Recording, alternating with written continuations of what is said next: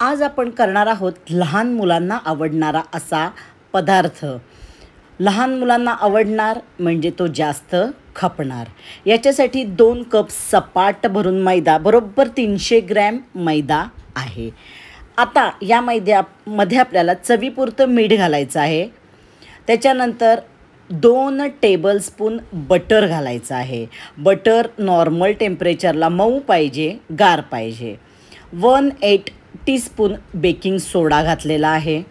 3 चीज cube घ्यायचे आहेत आणि त्या किसून घ्यायच्या आहेत. साईडलाच किसून घ्या. बेकिंग सोडा म्हणजे खायचा सोडा आपण 1/8 टीस्पून घातलेला आहे. आता काय करायचं आहे, सगळ्या चीज क्यूब किसून झाल्या की आपण मैदा, बटर, मीठ, सोडा सगळं छान मिक्स करून घ्यायचं आहे हातानं. बटर ना आपलं छान सगळीकडं मिक्स व्हायला पाहिजे. हातानं छान चोळून घ्यायचं आहे. म्हणजेच काय करायचं आहे तर आपल्या मैद्याला मोहन लावून घ्यायचं आहे. सगळं छान हातानं मिक्स करून घ्या.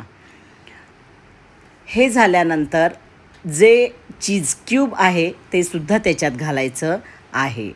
आता इथं कमी पडेल, मला थोडं कमी वाटलं चीज, म्हणून मी 4 चीज क्यूब घेतलेल्या आहेत. अजून एक खिसून घेतल्या मी आणि सगळं मिक्स करून घेतलेलं आहे.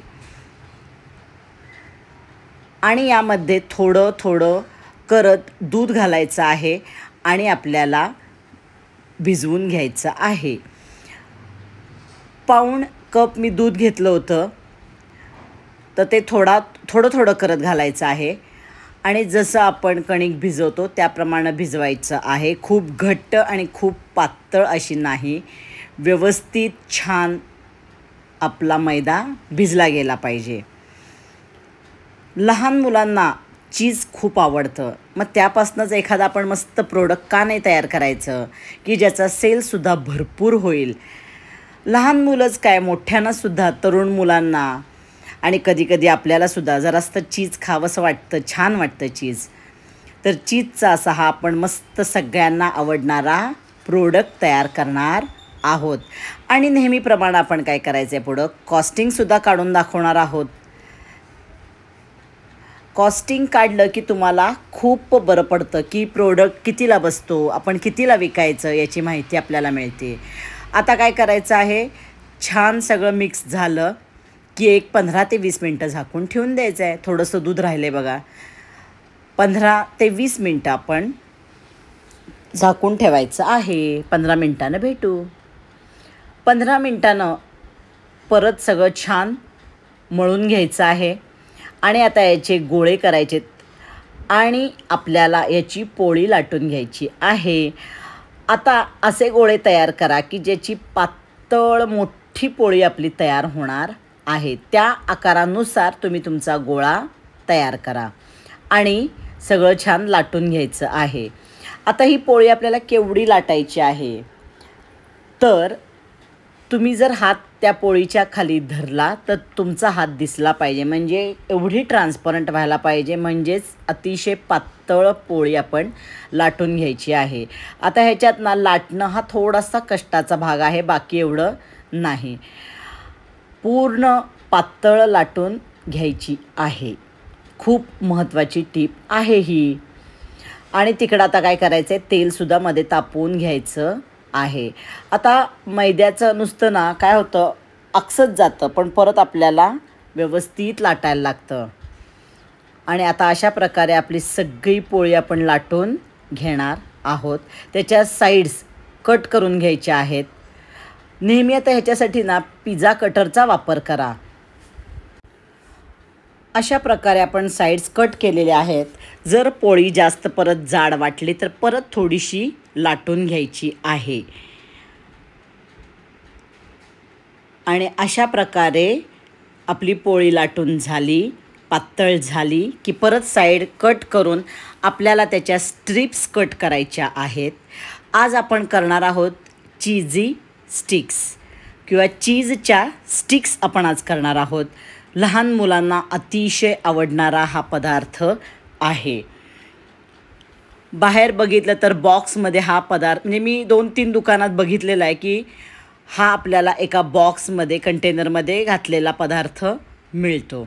अशा स्टिक्स आपण सगळ्या कट करून घ्यायच्या आहेत आणि तेल तापलेलं आहे तिथं आणि त्यामध्ये आता आपण काय करायचं आहे, तळून घ्यायच्या आहेत. तेल खूप तापून घेऊ नका, म्हणजे धूर निघेल एवढं तेल तापवायचं नाही. तेल चांगलं तापलं असायला पाहिजे. आणि स्टिक्स घातल्यानंतर काय करायचं आहे, गॅस थोडासा लो टू मीडियम करायचा आहे आणि छान कुरकुरीत आणि रंग देखणा येईस तोपर्यंत तळून घ्यायच्या आहेत. तळण हे फार एक महत्त्वाचा भाग आहे की एखादा पदार्थ आपल्याला छान कुरकुरीत करायचा आहे तर तळण ह्याच्यात तुमचं व्यवस्थित व्हायला पाहिजे. म्हणजे तो पदार्थ छान तळला गेला तरच तो कुरकुरीत होतो. त्यामुळं तळणे हा खूप महत्त्वाचा आणि कौशल्याचा भाग आहे. तो तुम्हाला प्रॅक्टिसनं, सरावानं येईल. खूप सुंदर चवीला लागतात. चिजलिंग जसं असतं तसं आपल्याला हे छान चवीला लागतं. नुसतं खाल्लं तरी छान लागतं किंवा तुम्ही आता ह्याचे तुमच्या डोक्यानं तुम्ही फ्लेवर्स तयार करू शकता. आज तुम्हाला मी पेरी पेरीचं दाखवते फक्त, पण बाकी तुम्ही चाट मसाला घाला किंवा पालक किंवा आपल्याला पिझ्झ्याचे काही हे मिळतात, पिझ्झा सिझलिंग घालूनसुद्धा तुम्ही ह्याचे प्रकार करू शकता. फक्त तुम्हाला जर फ्लेवर करायचा असेल तर तुम्ही लक्षात एकच ठेवा, जेव्हा तुम्ही स्टिक्स ह्यात तळणार की तळल्यानंतर लगेच तुम्ही मसाला घालायचा आहे. जसं आपण मक्याच्या चिवड्याला करतो तसंच इथं करायचं आहे. मस्त गुलाबी झालेल्या आहेत बघा, किती गोड दिसत आहेत.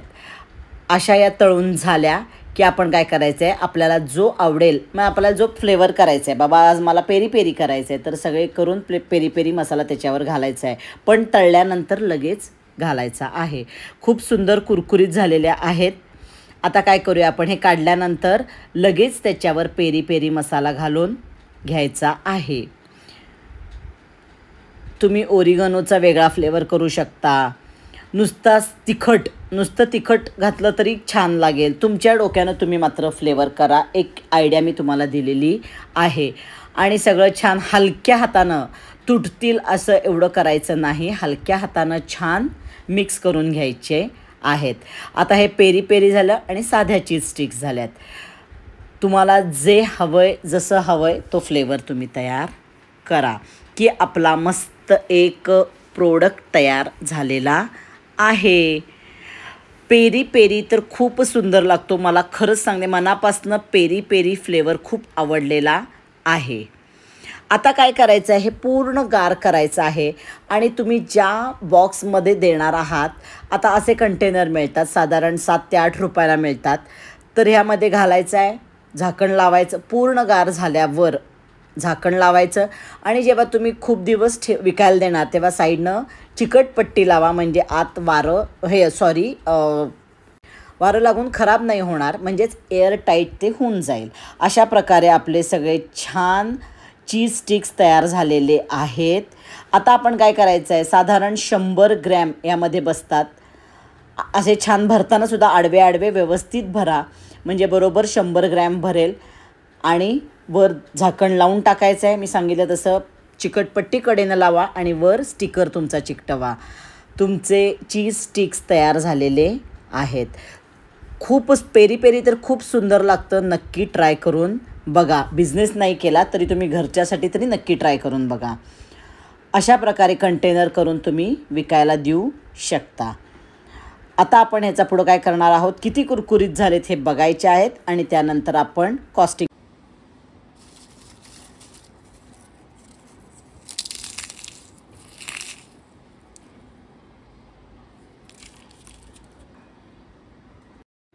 चला आता आपण काय करूया, कॉस्टिंग काढूया.